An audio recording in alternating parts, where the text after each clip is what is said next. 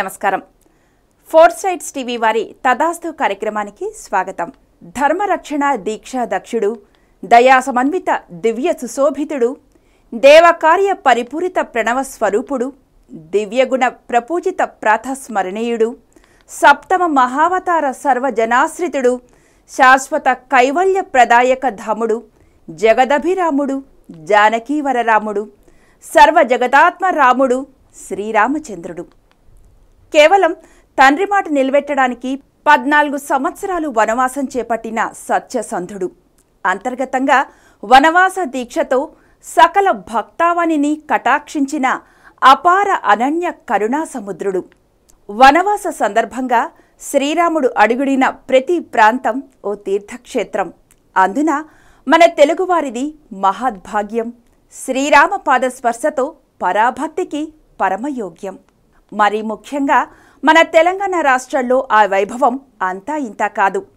గోదావరి తీర ప్రాంతంలో రామపాద దర్శనం ఇచ్చే జీడికల్లులోనూ, అనుగ్రహ సంధాయకమైన అమ్మపల్లిలోనూ, శ్రీకరానుగ్రహ శ్రీక్షేత్రం సీతారాంపురంలోనూ, ఇంకా అనేకానేక ప్రాంతాల్లో అణువణువున పునీతమైన శ్రీరామపాద మహిమాన్విత నిలయాలు, శ్రీరామ దివ్యాలయాలు.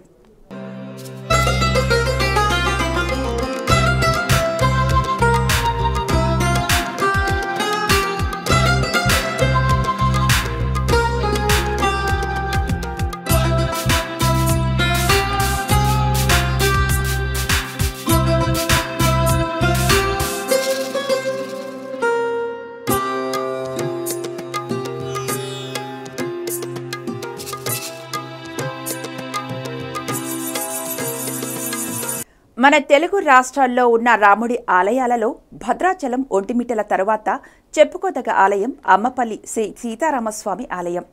ఈ ఆలయం 11వ శతాబ్దంలో వేంగి చాళుక్యుల కాలంలో నిర్మించబడింది. ఈ అద్భుత నిర్మాణం 250 ఎకరాల్లో విస్తరించి ఉంది. 7 అంతస్తుల గాలిగోపురం, 90 అడుగుల ఎత్తు ఉంటుంది. ఈ గోపురంపై ఉన్న శాసనాలు విష్ణువు, రాముడు మరియు దశావతార చిత్రాలను వర్ణిస్తాయి. హనుమంతుడిని కలవడానికి ముందే శ్రీరాముడు, లక్ష్మణుడు ఈ ప్రాంతానికి వచ్చారని, అందుకే గర్భగృహంలో ఆయన విగ్రహం లేదని చెబుతారు. రాముడి విగ్రహం 4 అడుగుల ఎత్తు ఉంటుంది. ఇది ఏకశిలా విగ్రహం. రామమందిరం ముందు భాగంలో మెట్ల బావి ఉంది. దీనిని రాజస్థాన్ మరియు గుజరాత్లలో కనిపించే మెట్ల బావుల మాదిరిగా నిర్మించారు.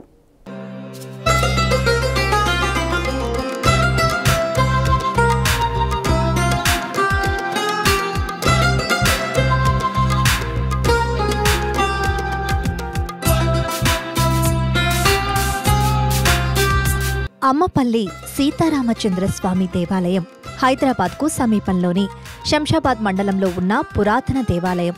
దీనిని 13వ శతాబ్దంలో వేంగి చాళుక్యులు నిర్మించినట్లు ఇక్కడి కథనం. సీతమ్మవారు కొలువై ఉన్న కారణంగా ఈ ఊరికి అమ్మపల్లి అనే పేరు వచ్చిందని చెబుతారు. ఆలయ ప్రాంగణంలో 30 అడుగుల మేర నిర్మించిన గోపురం ఇక్కడ ప్రధాన ఆకర్షణ. ఈ గుడికి 2 నీటి గుండాలున్నాయి.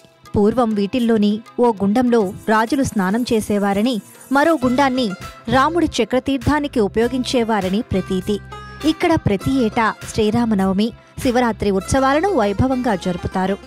సీతారామ లక్ష్మణుల ప్రతిమలు శిలా, మకర తోరణాలను కలిగి ఉండటం ఇక్కడి ప్రత్యేకతగా చెబుతారు. ముఖ మండపంలో కూర్మం అంటే తాబేలు ఏర్పాటు చేయబడి ఉండటం వలన ఈ క్షేత్ర దర్శనం మోక్షాన్ని ప్రసాదిస్తుందని అంటారు. ఎత్తైన రాజగోపురం, పొడవైన ప్రాకారాలు, సువిశాలమైన కోనేరు, ఆశ్చర్యచకితులను చేసే ప్రాకార మంటపాలు అలనాటి ప్రాచీన వైభవానికి సజీవ సాక్ష్యాలుగా దర్శనమిస్తూ ఉంటాయి. ఇక్కడ వచ్చేసి మనకు కరెక్ట్గా చెప్పడానికి శిలాశాసనపూర్వకమైన ఆధారాలు ఇవ్వండి. మనకు దైవికంగా తెలుస్తుంది. దైవికంగా అంటే పెద్దవాళ్ళు చెప్తూ వస్తుంది. దాన్ని బట్టి మనకు కొన్ని విధాలుగా కొన్ని ఆధారాలను బట్టి మనకు తెలుస్తున్న విషయాలు ఏమిటంటే 11వ శతాబ్దంలో కళ్యాణ చాళుక్యులు విగ్రహ ప్రతిష్టాపన చేసినటువంటి దేవాలయం చెప్పడం జరుగుతుంది. 11వ శతాబ్దం అంటే మనకు వచ్చేసిన దరిదాపులో ఒక 900 నుంచి 1000 సంవత్సరాల కిందట. ఇక్కడ విశేషం ఏంటంటే స్వామివారు వచ్చేసి ఏకశిల, ఒకటే రాతిలో స్వామివారు మకర తోరణంతో కలుపుకున్నటువంటి ఏకశిల రాతి విగ్రహంలో ఉంటారు. ఇక్కడ విశేషం ఏంటంటే స్వామివారి మకర తోరణంలో అందులో కూడా దశావతారాలు ఉండడం అనేది ఇంకా విశేషం అనమాట. ఇట్లా మామూలుగా మనం దశావతారాన్ని దర్శనం చేసుకోవాలంటే అవతారానికి ఒక్కొక్క దేవాలయం చొప్పున 10 దేవాలయాలు తిరగవలసి వస్తుంది. ఇక్కడికి వచ్చామనుకోండి, మన రామచంద్ర స్వామితో పాటుగా దశావతారాలు మొత్తం కూడా ఒకటేసారి దర్శనం చేసుకోవడం అనేది ఇంకా విశేషం. ఇట్లా రాతి మకర తోరణం అనేది మనకు ఎక్కడ కూడా దర్శనం ఇవ్వదు, అందులో ఇంకో దశావతారాలు ఉండడం అనేది ఇంకా విశేషం. అది ఇక్కడ విశిష్టత. ఇక స్థల పురాణం ఏమిటంటే స్వామివారు వచ్చేసి కోదండ రామచంద్ర స్వామి. కోదండ రాముడు అని మనం ఎలా చెప్తామంటే స్వామివారికి రైట్ హ్యాండ్ కుడి చేతిలో వచ్చేసి బాణం పట్టుకున్నట్టుగా ఉంటుంది. ఆ పట్టుకున్న బాణాన్ని ఏమంటారంటే కోదండం. మామూలుగా మన విలేజ్లలో ఉంటారు సీతారామచంద్ర స్వామి లేదంటే పట్టాభి రామచంద్ర స్వామి అయితే అభయహస్తం చెయ్యిలా పెట్టుకొని ఉంటారు. మన స్వామివారికి చెయ్యిలా ఉండదు, బాణం ఇలా పట్టుకున్నట్టుగా ఉంటుంది. ఆ పట్టుకున్న బాణాన్ని ఏమంటారంటే కోదండం. స్వామివారి ఏంటంటే కోదండరామ. అయితే ఈ కోదండరామాలయాలు మనకి ఎక్కడంటే అక్కడ ప్రతిష్ట చేయడానికి వీలవదు. ఎక్కడవుతుంది అంటే స్వామివారు అరణ్యవాసం వెళ్ళినప్పుడు ఏ ప్రదేశాలు అయితే విశ్రాంతి తీసుకున్నారో, వచ్చి రెస్ట్ తీసుకున్న ప్రదేశాలు ఉన్నాయో అక్కడ మాత్రమే ఈ కోదండరామాలయం అనేది ప్రతిష్ట చేయడం జరుగుతుంది అన్నమాట. అంటే దీన్ని బట్టి మనమేం చెప్పుకోవచ్చు, అప్పుడు స్వామివారు అరణ్యవాసం వెళ్ళినప్పుడు ఈ ప్రదేశంలో ఇక్కడికి కూడా స్వామివారు వచ్చి విశ్రాంతి తీసుకున్న ప్రదేశం అని కూడా మనం చెప్పుకోవచ్చు. ఇంకొక విషయం చూడండి, కోదండరాముడు అని చెప్పడానికి ఇంకొక నిదర్శనం ఏంటంటే లోపల సీత రామ లక్ష్మణుడు మాత్రమే ఉన్నారు. ఆంజనేయ స్వామి వారిది మూల విరాట్ ఉండదు, రాతి విగ్రహం ఉండదు లోపల. ఎందుకు అంటే అప్పుడు స్వామివారు అరణ్యవాసం వెళ్ళినప్పుడు ఆంజనేయ స్వామి పరిచయం కాదు రాముల వారికి. ఎప్పుడు పరిచయం అవుతాడంటే సీతమ్మ వారిని రావణాసురుడు తీసుకెళ్లిన తర్వాత కానీ పరిచయం కాదన్నమాట. అంటే అంత ముందు వీళ్ళు ముగ్గురు మాత్రమే, సీతారామ లక్ష్మణులు మాత్రమే ఈ ప్రదేశానికి వచ్చి విశ్రాంతి తీసుకున్న ప్రదేశం ఉద్దేశంతో వీళ్ళ ముగ్గురిని మాత్రమే ఇక్కడ విగ్రహ ప్రతిష్ఠ అనేది చేయడం జరిగిందనమాట. ఇది ఇక్కడ విశిష్ట స్థల పురాణం.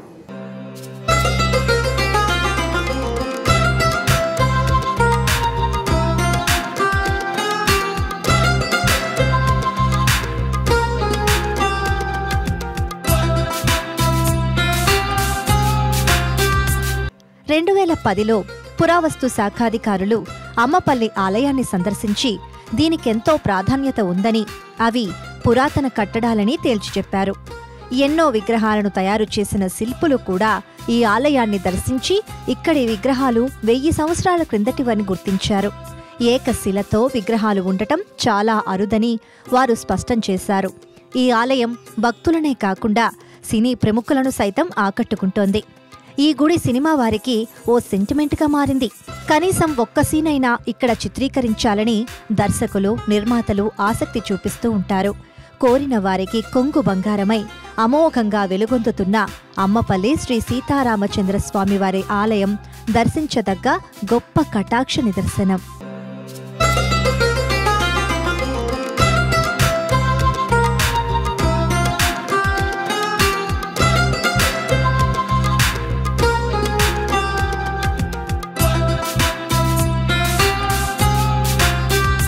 ఈ అమ్మపల్లి ఆలయానికి అత్యంత సమీపంలో నెలకొని ఉన్న మరో రామపాద పునీత క్షేత్రం సీతారాంపూర్.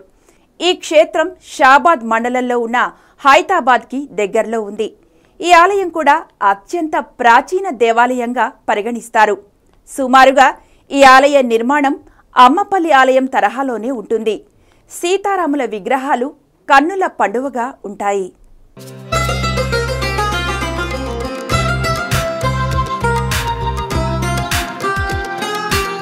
సీతారాంపూర్ రామాలయం కూడా ప్రాచీన ఆలయంగా ఇక్కడి గ్రామస్తులు చెబుతారు.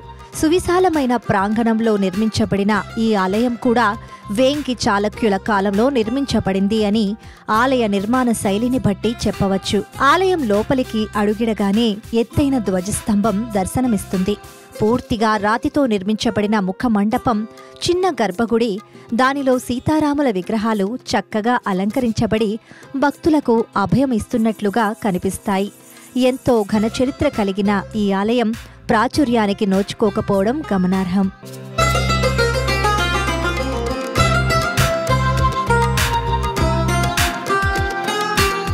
శ్రీరాముడు మన తెలుగు గడ్డపై అడుగుపెట్టిన ఇంకొక ప్రదేశం జీడికల్లు. ఒక స్థానిక కథనం ప్రకారం ఇక్కడ శ్రీరామచంద్రస్వామి ఆలయ ఉనికి త్రేతాయుగం నాటిది అని, ఇక్కడే రాముడు ప్రవాసంలో ఉన్నప్పుడు బంగారు జింక వేషంలో ఉన్న మారీచుడిని బాణంతో చంపాడని చెబుతారు. మారీచుడు రాముడి క్షమాపణ కోరి ఆయనను ఆరాధిస్తానని వాగ్దానం చేసినప్పుడు ఈ ఆలయంలోని కొండపై స్వయంభూగా వెలిశారని చెబుతారు. అలా వెలసిన దేవాలయమే ఈ జీడికల్ శ్రీరామచంద్రస్వామి దేవాలయం. తదనంతరం సంధ్యావందనం కోసం తన బొటని వేలిని నొక్కగా బండపై ఏర్పడిన గుంతలో నీరు వచ్చిందని, అందుకే ఆ ప్రదేశాన్ని లేడి బండగా పిలుస్తారని స్థానిక కథనం. ఈరోజు కూడా రంధ్రం నుంచి తుమ్మును తీసేస్తే వేళ్లు తడిసిపోవడాన్ని గమనించవచ్చు. స్వామివారు స్వయం వ్యక్తి స్వరూపంగా పద్మాసనంలో కూర్చొని తపస్సు చేసుకుంటూ ఇక్కడ గుండంలో వెలువడం జరిగింది. మరి ఆనాటి కాలంలో లేడీ సమారం జరపడానికని స్వామివారు లేడీని తరుముకుంటూ వచ్చేసి ఇక్కడ మనకు 2 కిలోమీటర్ల దూరంలో లేడీ బండ అని ఉంది.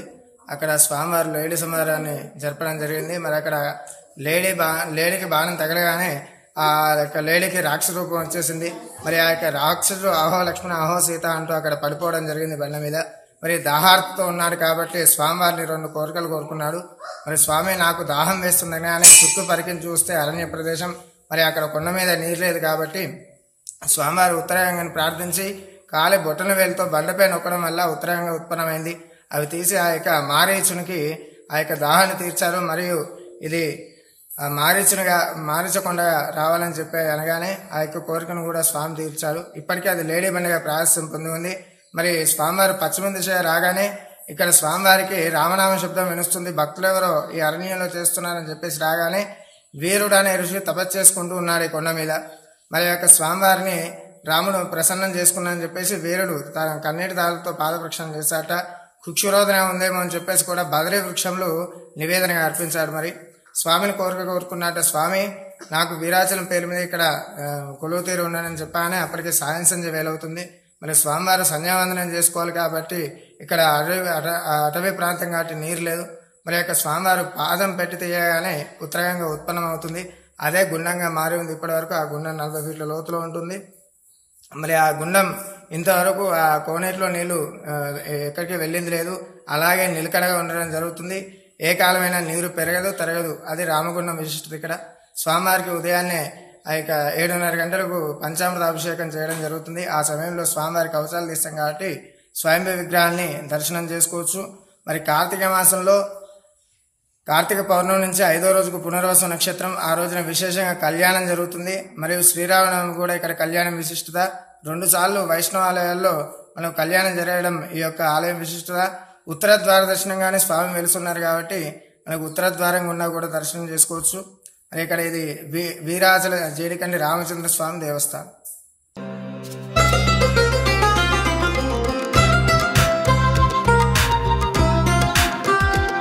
ఈ జీడికంటి రామాలయం భద్రాచల రామాలయం కంటే పురాతనమైనది. భద్రాచల దేవాలయ పూజారులు కూడా ఈ విషయాన్ని ధృవీకరించారు. 1000 ఎకరాలు ఈ నాము భూములున్నా పట్టించుకునే నాదుడే లేడు. పూర్వం యాదాద్రి నరసింహస్వామికి ఇక్కడి నుంచే ధూప దీప నైవేద్యాలు వెళ్లేవట. గర్భగుడిలో నీటి బావి ఉండటం ఇక్కడి ప్రత్యేకం. దీనికి కూడా ఒక కథనం ప్రాచుర్యంలో ఉంది. ఇలా వెలసిన రాముని కథలెన్నో, రామాయణాలెన్నో. జై శ్రీరామ్.